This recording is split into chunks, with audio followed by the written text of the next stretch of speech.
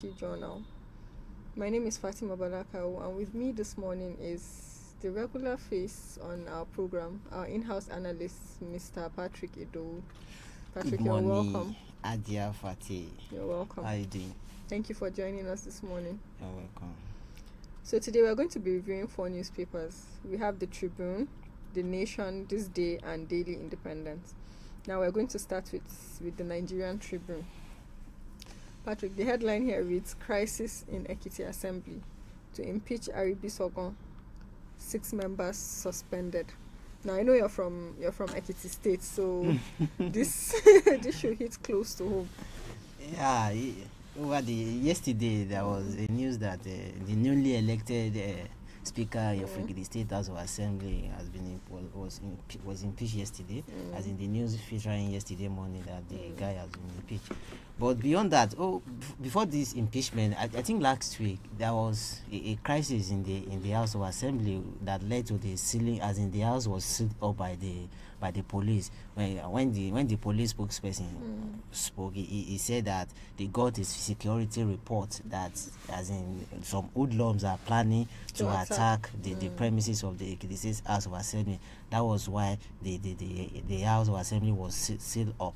But when I monitor a news also on Chinese television, when the Speaker of Ekiti, as in the former Speaker, the impeached Speaker now, was interviewed, he now said no, that the police only informed them that to vacate the premises, that they are going to open the premises. So he denied the impeachment. He denied that they are going to open the premises. But beyond that, it's as if there was a political undertone to the whole thing. As in, so there are some allegations by the former Speaker now that the former governor of Ekiti State was the one responsible for the crisis in the Ekiti State House of Assembly. And there was also a report that the former governor of Ekiti State also allegedly lodged 7 members of Ekiti State House of Assembly to orchestrate the impeachment of this. But beyond this, you have a new government that is just coming on board in Ekiti State, as in the government. I think this is the second month of the government. And why will a new government, a government that is just coming on, why would they want to start on it, as in on this kind of note? On this kind of a note, because you should expect something better than this. And when you look at it, what make this one interesting now is all of them, they are from the same political party, as in the same APC. APC is in total control of the party in the state. I think APC almost have 20. I think you have 26 members. APC almost have 23 members. Says that 17 members elects Adelugbe as new speaker. So what I want to even address is, why will you have a crisis when all of you are from the same party? As in, this thing should be a natural. The former speaker of the state, as in the one that died, as in, nobody expects that, as in, he is going to die. But since he has died, we knew that a new speaker must emerge. But why would that one now bring crisis? Just to elect a new speaker. The alleged ex-speaker has claimed that he still remains the speaker. It is left to be seen how is going to remain this. How is he going to remain the speaker? Because 17 members have voted against him. Out of, you have 26 members. If 17 members voted, that's two-thirds. The two-thirds already. So, but he should go to court if he feel aggrieved. As in, the court is there for him to seek redress. But what I want to even say is, why should they have a crisis? As in, just it's too early for all this. This is not what Ekiti people are expecting from them. This is a new government. A new government is just coming on board. So people expect that the House of Assembly should support the new government so that they can give, as in, they can start governance on a good note. But look at it now, crisis again. But I hope something is done about it. I hope that, as in, if the former speaker now said he is going, as in, that he felt cheated, that he allegedly said that, as in, the former governor was behind this impeachment. And if he feel aggrieved, as in, the court is there for him to seek redress. That's the only thing he can do now. But a new speaker has emerged. Unfortunately, he's a female. A female speaker was elected, and it's going to be the first female speaker from the state, as in, from the state. That's a win for the women folk. Is a win for them. But but the issue has not been resolved, because 7 members member of the State House of Assembly was suspended along with the Speaker. So definitely we will still have more to this issue than this, as in a lot of things will still come up. We keep unfolding in the next couple of days, week and months ahead. Okay. So here it says, let me be your next Tafawa Balewa. Atiku tells Northeast. That's such a heavy. Yeah, yesterday the presidential candidate of People's Democratic Party was in Gombe State yesterday for campaign. He had the rally in Gombe State yesterday, and he said he wanted to be the next Tafawa Balewa. It is. I think that's big shoe. It's a very big shoe, because when you look at do you think you'll be able to fill in that shoe? You can never tell. But let's see how this pans out, because Tafawa Balewa is not he was a big fish, a man that is well respected, as in by all. He's one of, as in, the founding father of our great Nigeria. So I think if Atiku want to, as in, he want to follow his footstep, I mean, he has a long way to go, as in a very, very long way to go. You don't sound very confident. At what age will he fulfill? Atiku is over 70. At Tafawa Balewa was a young man when he was in charge, when he became the prime minister. So I don't know how it's going. How that one will pans out, I don't know, but it is left to be seen. You cannot, this politics, you cannot, there is no impossibility anywhere. If Atiku think he can surpass the achievement of Tafawa, good luck to him. Let's see how that one pans out. Now the APC, the Akwa Ibom governor says APC is the cause of the present hardship of this country. Now I think PDP are trying to absolve themselves from, the things that have happened. Yeah, yesterday. He said that. Yeah, he said that yesterday at Gombe State. These are the things that we keep hearing as we move closer to the election. It's a campaign period. They are going to, attack now, APC. PDP will attack APC. Yes. APC too will. So if he says that APC plunged Nigeria into economic wars, and it's Nigeria that will decide. Maybe APC really plunged them into economic wars, as in the election is coming up in February. But the most important thing that Nigerians should keep their eyes on is the issues. I've always said that. What are the issues? Issues that are germane, issues that are important to us, where, as in, something that are we have a security issues that need to be tackled, the economy, as in, those are the issues that we should focus on, not all these jibes, all these tantrums. The political tantrum will come, is norms for one political party to turn issue. That one will come, but we should not be distracted, as in, we should not let the politicians distract us from the main issue. We should keep our eyes on the main issue. So Nkwambo dumps Wike's camp. He donates 20 buses to Atiku's camp. Now this just happened, just recently. This thing, I keep saying it, in politics there will be alignment. The thing we keep. It's as if Dankwabo was the Director General of Wike's campaign, and he has always been with them. Now he seems to have seen the light and dump Wike camp and move to Atiku camp. It's normal. A lot of realignment will come before the election. Politics is about interest. You only follow where your interest lies. If Dankwabo now see that his interest his interest lies in Atiku presidency, and he has decided to pitch his tent with Atiku, I think it's normal. Before the election, who tells you that Wike will not even realign back to the Atiku camp before the election? Eventually, this thing happened yesterday. Yesterday, I think Kwankwaso was also in Port Harcourt yesterday. Port Harcourt, the realignment will keep going. We keep seeing a lot of things before the election, as we move closer to the election. Now, still on the 2023 polls, Kwankwaso, the presidential candidate of the NNPP, said why Atiku and PDP would lose in 2023. He said this at his campaign rally in Port Harcourt yesterday. He said nobody can win presidential elections without Lagos, Kano, and Rivers votes. Yeah.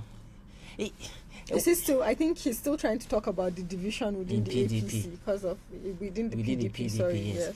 Yesterday, it's as if he was attacking the former vice president Atiku, the presidential candidate of PDP.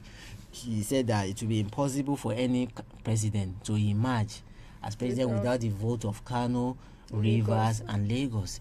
So is also trying to say that he has the votes of the states? No, he's not saying he has the vote of. He's not in charge of Rivers State. He's not in charge, but he is from Kano. We is saying that. What was it?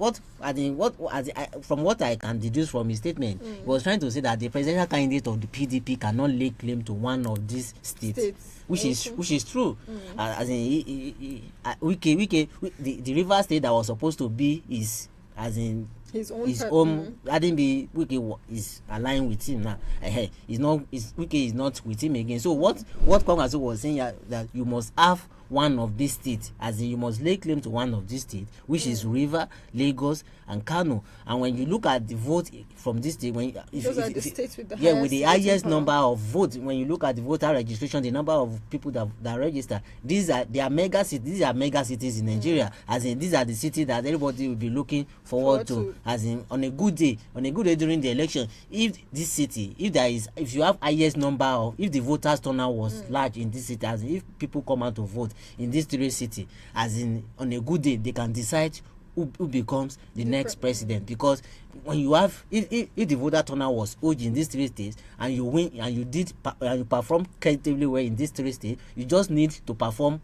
as in averagely in the other states to emerge as the winner of the election. That was what Kwankwaso was saying yesterday, that you must have one of these states, that it will be very, very impossible for any president to emerge without one of these states. And also, I think also it might not be totally true, because there is you might have you can also have, as in, you might in 2020.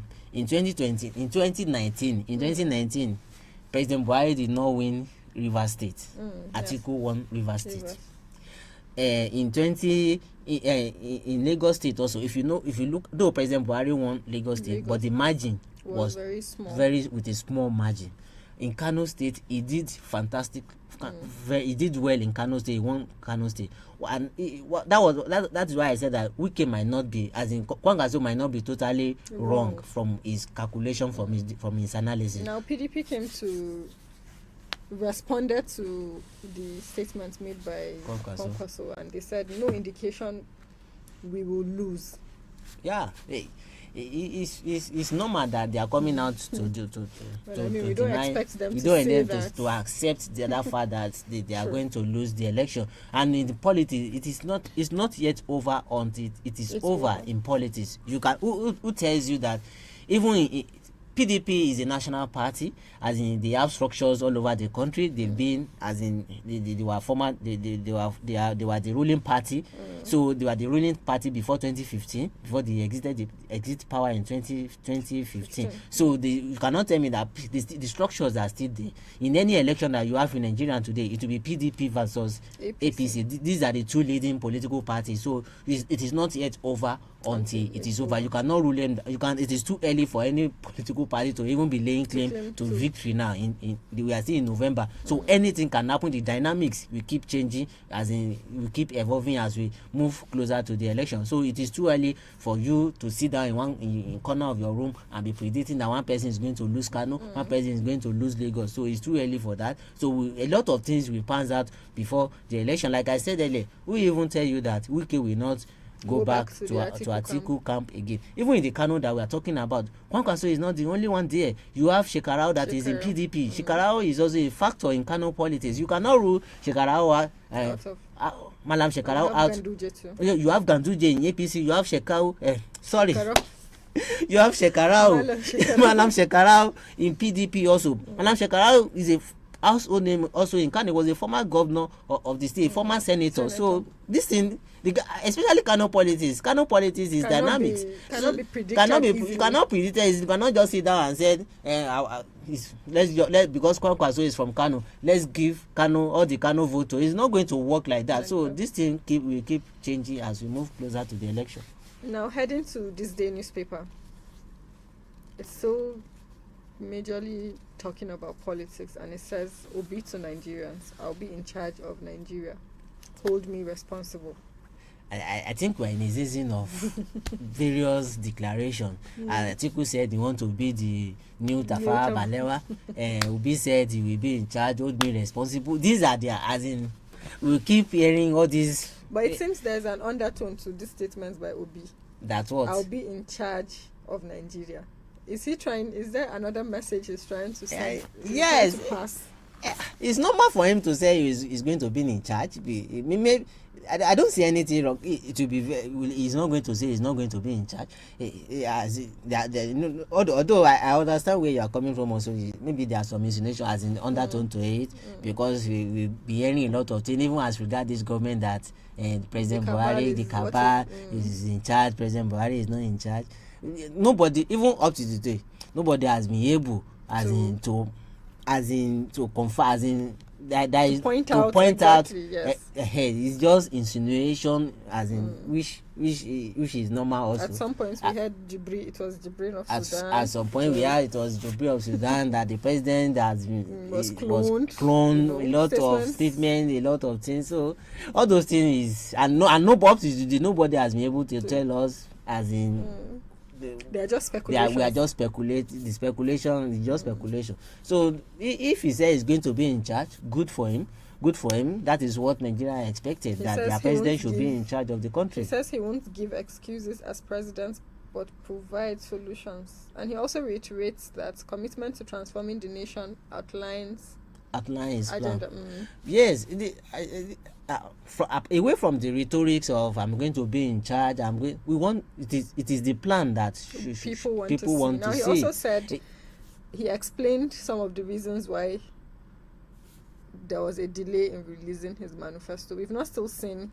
Have you seen the manifesto? No, we've not still seen a manifesto from the Labour Party, from Peter Obi. You know, one of their. It's not enough to make some of this. One of their one of his member, the member of his presidential campaign council, Professor Patu, told me last 2 weeks he said that they are going to release their manifesto few weeks to the election, so that the opposing party, the ruling party, will not steal their manifesto.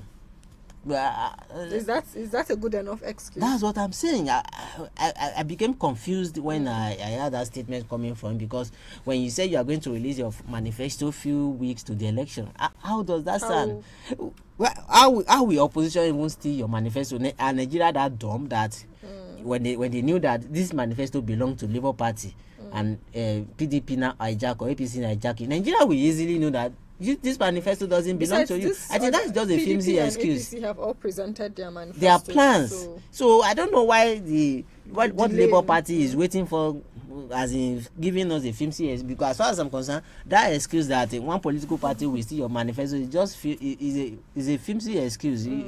That is not tangible. Why would you say someone will steal your manifesto? Let them come out with their manifesto, their plan for Nigeria, how they are going to rescue the country. It's not about the problem this time. It's not really about the problem, because it is very, very, even me, I can come out and tell you Nigerian problem, even with primary 3 children. Everybody knows our problem in this country. So it's not for you to keep hammering on that problem, as in we want to see how the steps. The first step to actually solving a problem is to identify the problem. What about the next step? Knowing how. I think the most important thing for Nigeria now is how. We know the problem, because we all knew we have problem. We all knew the problem. So the most important thing is, how are you going to solve those problems that you have itemized? I think that should be the focus of Labour Party. It's not only Labour Party, all the political parties at this moment. It's not really about all these promises. We've been hearing a lot of promises since 1999. So this is not the first time that we are going to be hearing these promises. So what is germane now? The most important thing now is, how are you going to solve those problems? Thank you very much, Patrick. Now we'll move over to Daily Independence, and it says, respect our pact or we will return to the trenches. ASU warns federal government. It's as if this ASU issue with federal government doesn't want to end. Because I've talked about this several times. Does it mean that the federal government doesn't want, as in they want them to go back to strike, as in, because these guys, they are just coming back from 7 months industrial, 8 months industrial action, and this just what will it take federal government to pay them the full salary, for God's sake? What will it do? Because the excuse that the federal government keep bringing is that you don't work, you don't get pay. But you have already I've said it several times, you violated that, as in that agreement, as in you've already set a precedent with when the Nigerian doctors, resident doctor went on strike for 3 months. I think you pay them their outstanding salary, you pay them their full salary. So why will you now shift the goalpost when it comes to the lecturers? It was you that you set the precedent, so you should follow it, or you should just, I think the FG should just and this is the federal government that agreed, as in before the call of decided that they are going to pay them their full salary. Why would they now call off the strike and you now shift the goalpost? It doesn't sound well. FG should fulfill his promise, as in, and pay them their full salary, so that we can finally put an end to this, because we are tired. Nigerians are tired, the parents are tired, even the student will not be, as in the student will not, their mind will not be at rest, knowing that their lecturer may go back to strike at any moment, because as soon as they are waiting, any moment from now they will go back to strike again. It will not sound well. It will turn us to a nation that is not serious with education. Because how will you explain that you are just coming from 8 months strike, and you did not even spend up to one month, and you go back to the strike again? The issues are not still not been resolved. So it will not sound well. I think the federal government should do what is needed and pay them their outstanding salary, so that we can move on from this issue. Nigerians are getting tired of this. Honestly, FG should do what is. I've said this several times. President Buhari should step in and address this thing, because it's getting out of hand. We cannot. This thing cannot keep reoccurring. This is just a minor thing for me, as far as I'm concerned, because you have agreed to pay them their full salary. So why will you renege on the promise that you have made? So it doesn't sound well. They should pay them their full salary, and let's move on, please. Thank you very much, Patrick. Now there's a headline here that says Adebanjo, that's the leader of the Afenifere, yes, he says it's Igbo's right to produce next president. Nigeria's unity Yes, he says that it is the turn of the Igbos to produce a president. This issue of it is my turn. Emilo.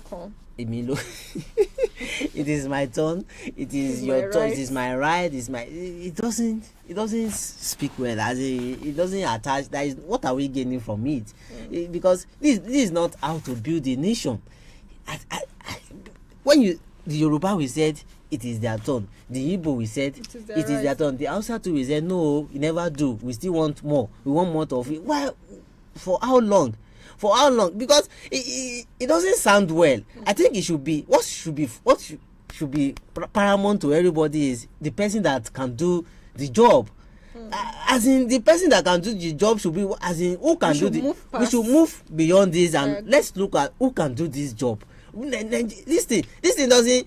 There is no. I have always said this. There is no tribe in Nigeria that have monopoly of wisdom, monopoly of wise people. As in, they have. You have brilliant people in Maiduguri. You have people who are capable, can rule this country in Asaba. You have people who, as in, they are scattered all over Nigeria. It's not that it's limited to one region. As in, it's only one region that can rule Nigeria. That can, as in, it's not, so what? We should just move beyond this. Let us focus on issue, and let's focus our attention on who can do the job for us, the person that has the capacity, who can do the job, and who is willing to yes, thank you, who is willing to do the job, who has the capacity to do the job. As in, that is what will form the agenda, not this Emilo kind of a thing that it is my turn, it is your turn, it doesn't speak well. There is no nation that follow that trend, as in that succeed. So we should not limit ourselves to this. I think Mr. Ayo Adebanjo Shifa, I think I'm not going to toe his line on that. I will not agree with him on that. Rather, Nigerians should watch out for who has the capacity and who is willing also to do the job. That the person might be Urobo, it might be Yoruba, it might be Hausa, it might be Kanuri. It doesn't matter. All what we are looking for who is ready to do the job, who can give us the leadership that we require, will benefit Nigeria. Those are what should form as we elect our president. Those are the things the factor that we should look forward to, not this Emilokan of a thing as in it is my turn, it is your right. No, I disagree. It will not. No nation follow that trend. Any nation that follow that power will not succeed.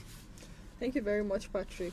You're welcome. Thank you for joining us today. You're welcome. Thank you for robust analysis. Thank you. Thank you, viewers, for staying with us. Please don't forget to follow us on our social media handles: Instagram, Facebook, Twitter, YouTube at Abuja City Journal.